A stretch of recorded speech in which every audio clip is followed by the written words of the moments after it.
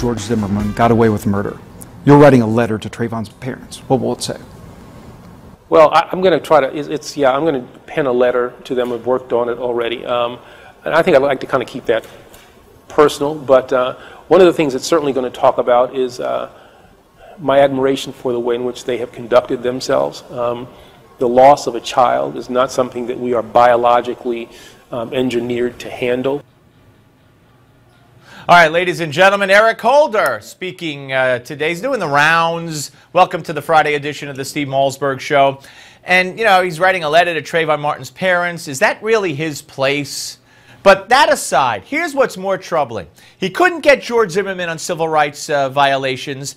He probably can't get the Ferguson police officer, although no official announcement has been made. So what's the solution? If you can't get the guys for civil rights violations because they didn't do it, there were none, lower the standards. Make it easier to get these people. Listen.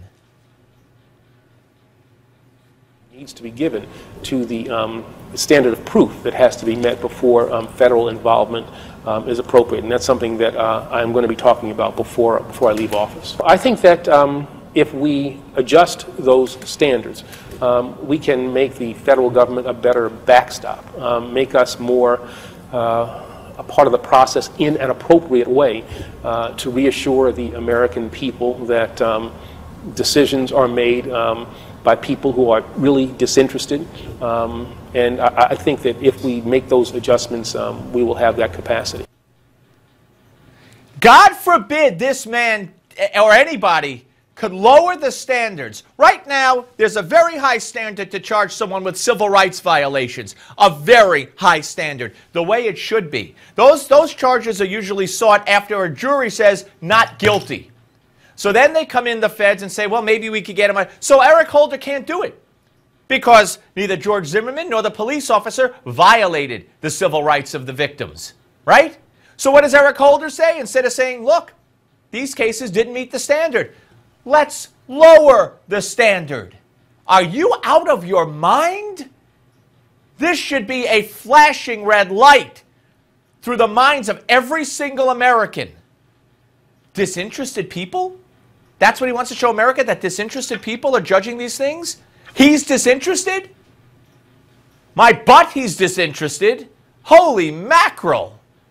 This is outrageous. And we're going to talk more about it. All right. A congressman, Congressman Dennis Ross, a Republican from Florida, went to the Temple Mount in Israel.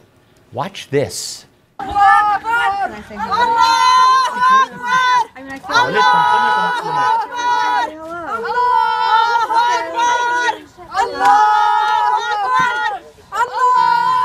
Western side of the temple, the first temple, and we're now being chanted to by some Muslim ladies who are saying Allah Akbar, God is great, and apparently get louder the closer we get to them.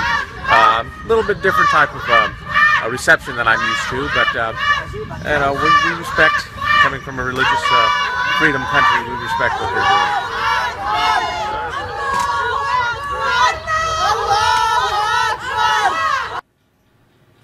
All right, ladies and gentlemen, I think that speaks for itself. Muslim women shouting Allah, Allah Akbar at the congressman at the Temple Mount.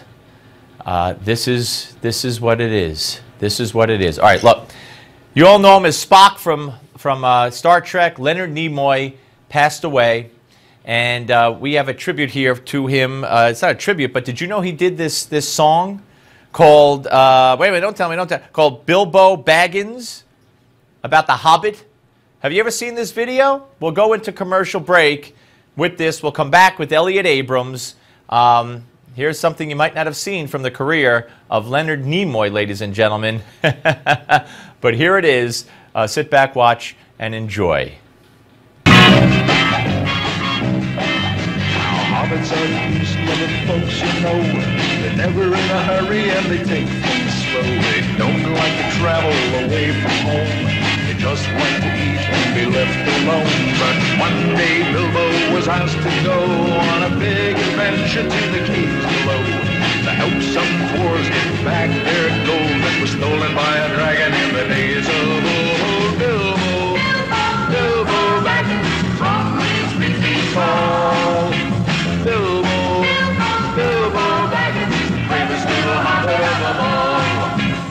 fought with the goblins. He battled the troll. He riddled with Gollum. A magic ring he stole.